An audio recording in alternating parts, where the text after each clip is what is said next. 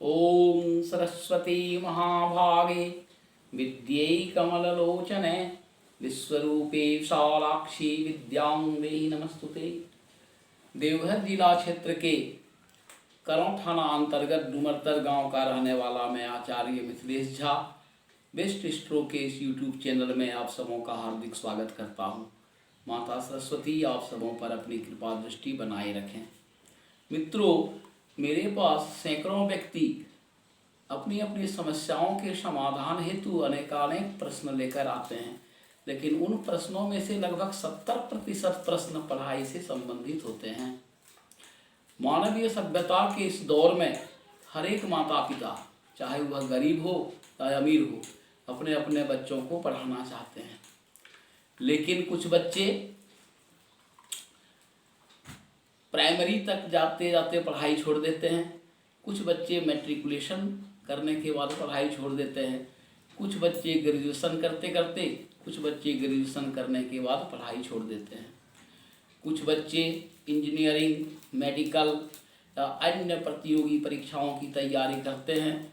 अपने तरफ से कोई कोताही नहीं बरतते हैं, परिश्रम भी बहुत अधिक करते हैं, लेकिन सफलता हाथ नहीं लगती है। तो क्यों होते हैं ये सब? क्यों रुक जाती है पढ़ाई? मित्रों, मैंने इस प्रश्न पर विचार किया है और वही विचार आप लोगों से साझा कर रहा हूँ। मित्रों, पैसे की कमी, दृढ़ इच्छा शक्ति की कमी, एकाग्रता की कमी, या फिर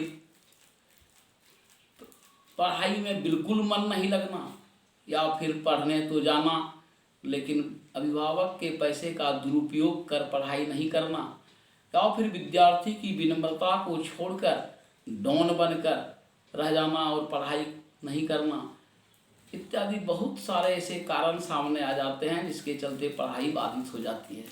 तो क्यों आते हैं ये सभी कारण? जबकि सरकार ने और प्राइवेट सेक्टर्स ने भी अनेक स्कूल खोल रखे हैं। बच्चों की पढ़ाई का एकमात्र उद्देश्य है उन सब का, लेकिन फिर भी बच्चे पढ़ते पढ़ते बिछुड़ जाते हैं। तो क्यों ऐसे होते हैं? तो इसके लिए हमने कुंडली और हस्तरेखा पर विचार किया है, विश्लेषण किया है। कुंडली में चौथा, पांचवा, नवा और 11वां भाव जो है वह शिक्षा से संबंधित है। इन स्थानों में अगर शुभ ग्रह रहे, इन स्थानों में अगर शुभ ग्रहों की दृष्टि हो, इन स्थानों में अगर बुधादित्य योग, गुरु शुक्र योग, अन्य योग बना हुआ रहे तो शिक्षा के क्षेत्र में व्यापक प्रगति होती है। बच्चे शिक्षित तो होते ही हैं, उच्च पदाधिकारी भी बन जाते हैं। और इनमें 3 ग्रह विशेष रूप से शिक्षा पर अपना प्रभाव डालते हैं। वे 3 ग्रह हैं चंद्र, बुध और बृहस्पति। चंद्रमा मन को स्थिर रखते हैं और इच्छा शक्ति को बढ़ाते हैं। बुध इंटेलिजेंसी को बढ़ाते हैं और मेमोरी पावर को बढ़ाते हैं। बृहस्पति क्वालिफिकेशंस को बढ़ाते हैं और कंपटीशन में सफलता को दिलाते हैं। मंगल, सूर्य एवं शुक्र इन 3 ग्रहों का उत्प्रेरक हैं, यानी ये लोग उत्प्रेरक के रूप में काम करते हैं। तो इन ग्रहों की स्थिति, इन ग्रहों की गति, इन ग्रहों का गोचर, इन ग्रहों का शुभ स्थान में होना, इन ग्रहों की दृष्टि शुभ स्थान में पड़ना, परस्पर राशि परिवर्तन अगर सब सही रहे तो बच्चे शिक्षित तो होते हैं। मैंने कहा कि उच्च अधिकारी भी बन जाते हैं।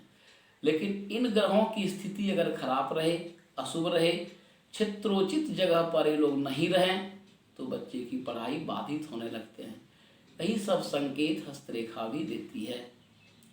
तो हम उन अभिभावकों को आमंत्रित करते हैं, उनसे निवेदन करते हैं कि वे अपने बच्चे, जिन्हें लगता है कि उनके बच्चे पढ़ाई के प्रति उतना ध्यान नहीं दे रहे हैं, कुंडली का विश्लेषण करावें, हस्तरेखा का विश्लेषण करावें।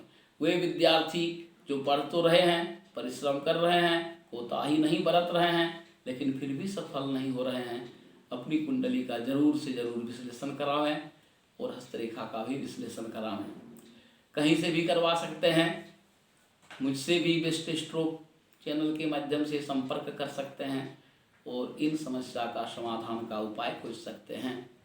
लेकिन जब तक कुंडली का विश्लेषण आप नहीं करवा रहे हैं, अपनी हस्तरेखा का विश्लेषण नहीं करवा रहे हैं, तब तक के लिए विधारा की एक जड़ी बुधवार को लाल सूता में लगाकर अपने बाह में धारण कर लें। यह जड़ी आपकी पढ़ाई से संबंधित बहुत हद तक समस्याओं का समाधान करेगी और आपको सफलता दिलाएगी।